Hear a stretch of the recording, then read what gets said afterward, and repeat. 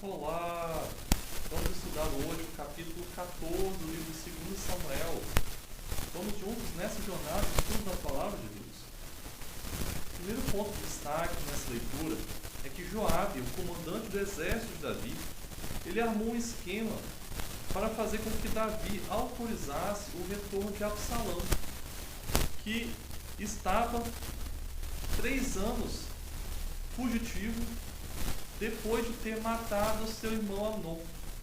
Então Joabe achava que já havia passado tempo demais e queria que se resolvesse rápido essa pendência. E aí ele usou uma mulher para que ela tivesse uma audiência com o rei e apresentasse um caso fictício onde 2 irmãos, um havia matado o outro, e os 2 ambos eram filhos da mesma mulher.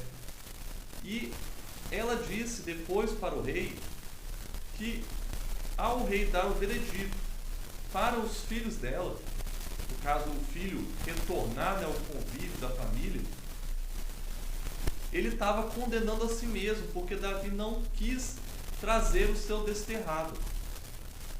E aí Davi, ao ouvir isso, ele identifica imediatamente a mão de Joabe sobre aquela situação e inquire a moça, e ela diz que realmente foi Joabe que havia dito para ela falar aquelas palavras, né? E aí Davi diz que ouviu o pedido de Joabe e faria voltar então Absalão ao convívio ali em Jerusalém. Só que Davi não admitiu que Absalão retornasse para a sua presença. Fez isso como uma espécie de punição.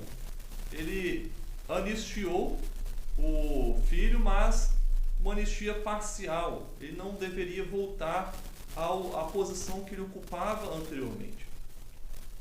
No segundo ponto, nós vemos que o verso 25, ele vai descrever Absalão como o homem mais belo do povo de Israel, não tendo defeito algum. E aí é dito que ele era celebrado por sua beleza. Isso vai refletir um pouco o que foi dito do rei Saul. Inicialmente, está lá em 1 Samuel, no capítulo 9, no verso 2, que também Saul era um homem belo de aparência e que ninguém dos filhos de Israel se chegavam aos seus pés. E aí, essa beleza de Absalão acabou dando origem a uma vaidade desenfreada nele e um sentimento de que ele deveria ser cada vez mais honrado, e isso vai culminar, como veremos no próximo capítulo, nele aspirando o trono que era do seu pai.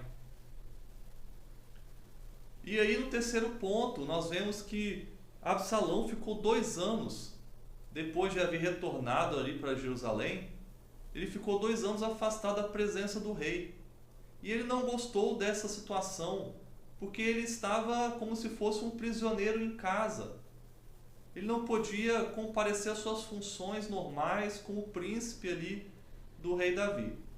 E aí ele mandou chamar Joabe para que viesse ali à sua casa para terminar o serviço, porque havia sido Joabe que o tinha trazido dali do exterior onde ele estava para Jerusalém.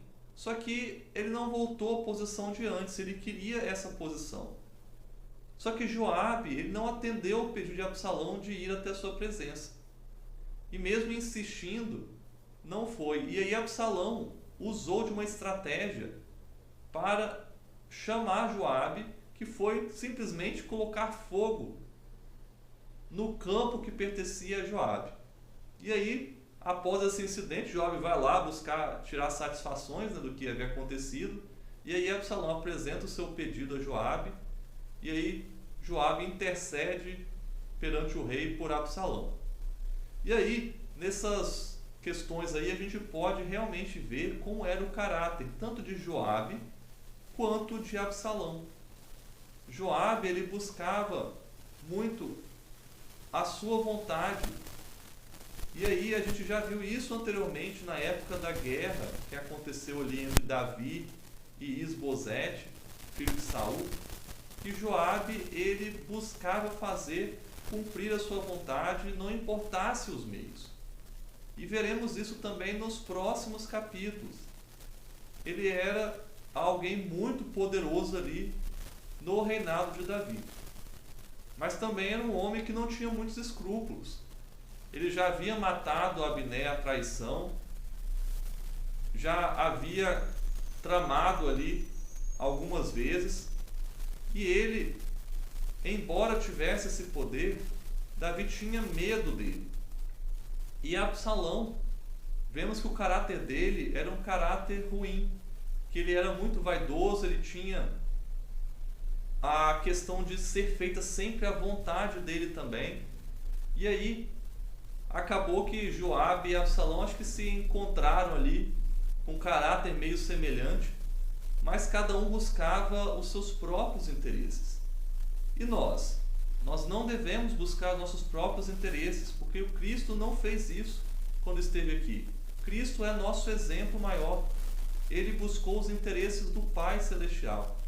E nós também devemos buscar fazer a vontade de Deus.